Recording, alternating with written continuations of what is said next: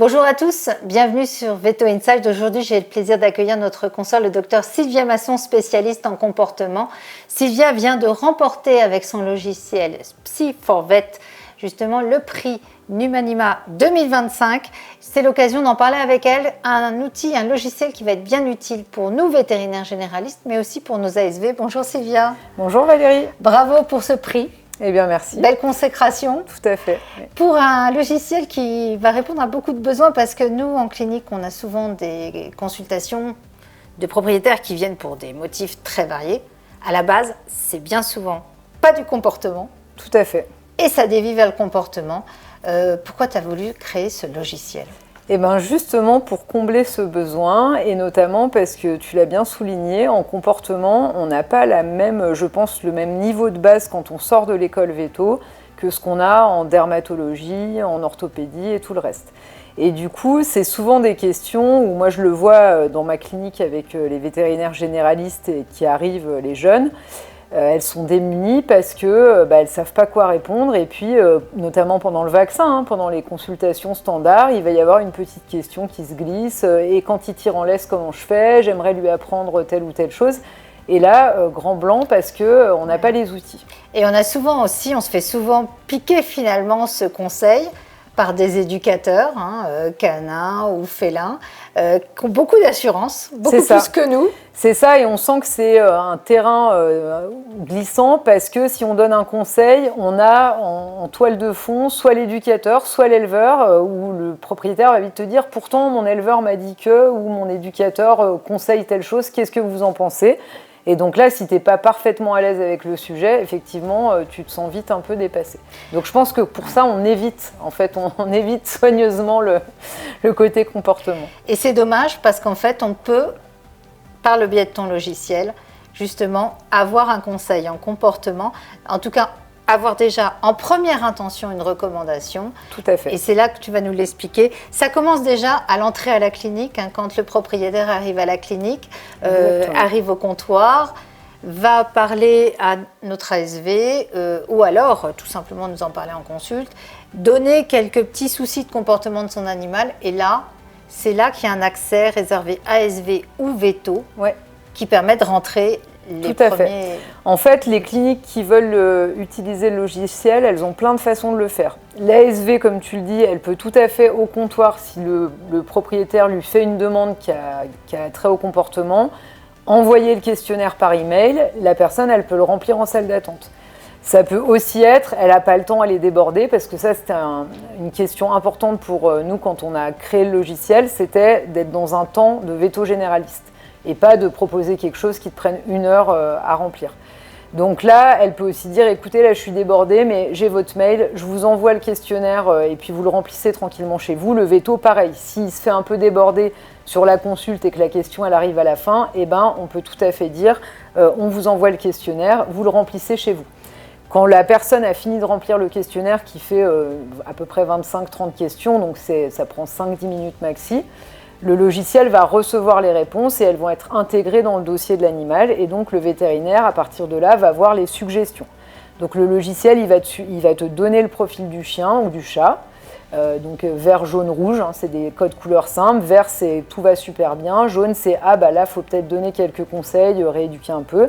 Et rouge, c'est normalement, là, il faudrait faire une prise en charge médicale, comportementale. Donc c'est aussi pour ça que c'était important de le ramener dans les cliniques. Tu as beaucoup parlé des éducateurs, mais les éducateurs ne sont toujours pas vétérinaires et ne font toujours pas de médecine. Et il y a quand même toute une partie des affections comportementales qui sont des maladies et qui doivent donc être traitées par les vétérinaires. Et donc ça, c'était important aussi de refamiliariser les vétérinaires avec ça.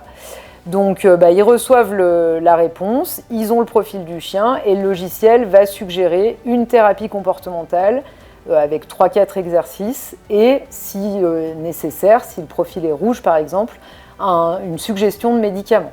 Après, bien sûr, le veto ou l'ASV garde la main. Donc l'ASV a l'option de dire « moi, je n'ai pas le droit de prescrire, donc je veux une suggestion de produit comptoir ». Le logiciel propose ça. Et la thérapie, pareil, on s'est dit « non mais on ne va pas en 2 secondes apprendre aux vétérinaires à faire des thérapies et puis ils n'ont peut-être pas envie aussi ». Donc l'idée, c'était d'avoir des thérapies vraiment bien rédigées. Il y en a plus de 200 dans la base de données, donc ça suggère pas mal de choses.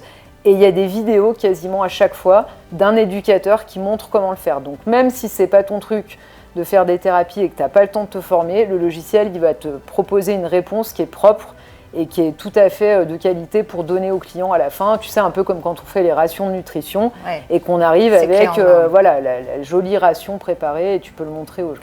Donc là, de toute façon, tu as l'ordonnance en fait qui est proposée. Hein. Oui. Alors, plusieurs thérapies possibles. Hein. C'est-à-dire que le veto peut quand même choisir en fonction de ses affinités, entre guillemets, de thérapie, avec donc la thérapie et surtout la posologie qui est déjà suggérée en fait. Pour les médicaments. Voilà, pour les médicaments, parce que c'est vrai que là-dessus, on n'est pas forcément très à l'aise. C'est souvent des molécules qu'on n'utilise pas pour le reste de la médecine, donc on ne les connaît pas et c'est comme tout ce que tu prescris pas, tu ne sais pas. Exactement. Tu sais pas, tu n'es pas à l'aise la première fois que tu le donnes, donc c'est normal.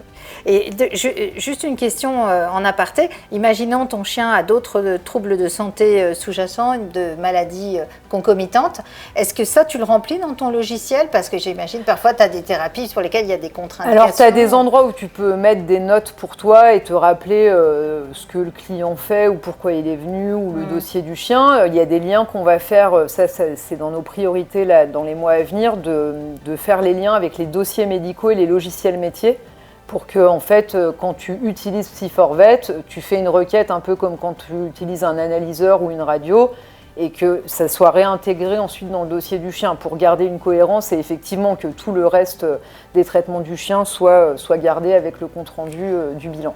Et toutes les vidéos justement que tu as qui sont en lien avec ton protocole de comportement que tu proposes aux vétérinaires, ces vidéos, les vétérinaires peuvent les partager donc avec les propriétaires via un lien ensuite. Alors en fait, dans le document qui est de synthèse qui est donné aux propriétaires à la fin, alors là on essaye d'expliquer un peu tout ce qu'il y a dedans, mais il faut se représenter qu'entre le moment où le logiciel reçoit le questionnaire et le moment où tu imprimes ton document pour le donner, il peut se passer moins de 10 minutes. Donc c'était là aussi l'objectif de temps.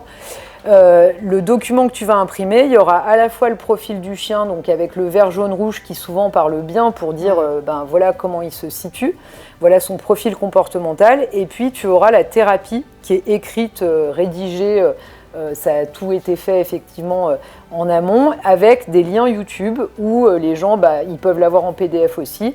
Ils n'ont plus qu'à aller voir la vidéo et la vidéo elle montre l'exercice. Donc même si tu n'as pas le temps de l'expliquer toi ou tu ne sais pas faire, tu as un support qui est quand même de qualité. Voilà, donc ça répond à une demande et ce document de synthèse. Et puis tout ça pour un prix. On va parler prix, je ne veux pas la jouer télé-shopping, mais pour un prix qui est quand même très abordable et sur lequel le vétérinaire peut avoir une rentabilité assez rapide.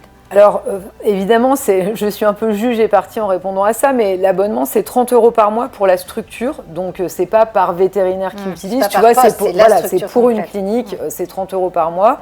Et quand on voit le nombre de chiens ou chats qui devraient en fait pouvoir avoir des réponses à leurs questions dans ce domaine, je pense qu'effectivement, même si tu factures ton bilan 10, 15, 20 €, ce qui paraît plus que raisonnable, tu vas très très vite rentabiliser l'abonnement. Surtout, tu vas créer un service, à mon sens, qui n'existait pas avant. Donc, tu vas rajouter finalement une corde à l'arc de la clinique en proposant des réponses sur une gamme de sujets où d'habitude, on était plutôt à dire on ne sait pas trop, si vraiment ça ne va pas, on peut référer. Ouais. Et puis, donc, il y a une partie suivie où tu peux comparer le profil du chien. Donc, tu vois le disque avec les couleurs. Et quand tu revois l'animal, ça va te faire la comparaison. Ouais. Donc, tu vois s'il va mieux, s'il y a plus de vert qu'avant ou s'il devient plus rouge. Là, tu t'inquiètes. Et donc, c'est effectivement, nous, l'idée, c'est qu'il y a plein de cas de comportement, comme dans le reste des disciplines, qui sont assez simples et où c'est quelque part pas normal que le vétérinaire généraliste n'arrive pas à gérer ces cas simples où tu n'as pas de comorbidité ou de choses complexes. Il devrait avoir ces bases-là. Et on l'espère, en tout cas, nous, c'était le projet, on l'a conçu pour ça, que ça lui donne justement cette envie de le faire et de se rendre compte qu'il y a plein d'animaux qu'il arrive à aider sans les référer. Après, tu auras toujours, comme dans toutes les disciplines, ça ne remplace pas une consultation spécialisée qui va durer 1h30, c'est pas du tout la même chose. Il n'y a pas déjà, pour commencer, de diagnostic, tu vois, qui est énoncé. Donc, on est dans une prise en charge de première intention qui permet de donner une réponse.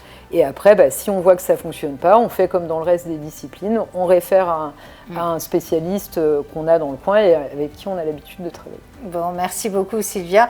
Et puis surtout, comme tu le disais à l'instant, c'est que ça permet de répondre aussi à un besoin Bien souvent, on prend trop peu la parole sur certains sujets. Bon, il y a le comportement, on pourrait parler d'autres sujets, nutrition et autres, sur lesquels on n'a pas forcément eu les meilleures formations.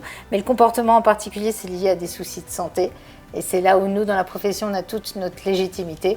Et je dirais tout simplement, il ne faut pas qu'on se fasse prendre ce domaine par d'autres. En tout cas, il faut reprendre la place et reprendre la main. Oui, et reprendre confiance dans nos compétences dans ce domaine-là, parce que clairement, on devrait l'avoir dans les cliniques. Bon, bravo en tout cas, et puis beaucoup de succès à Psyforvet, Sylvia. Merci.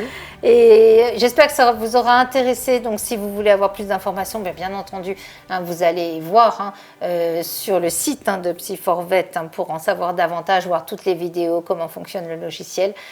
En tout cas, à très vite sur Veto Inside pour plein d'informations sur le monde vétérinaire. Allez, à bientôt.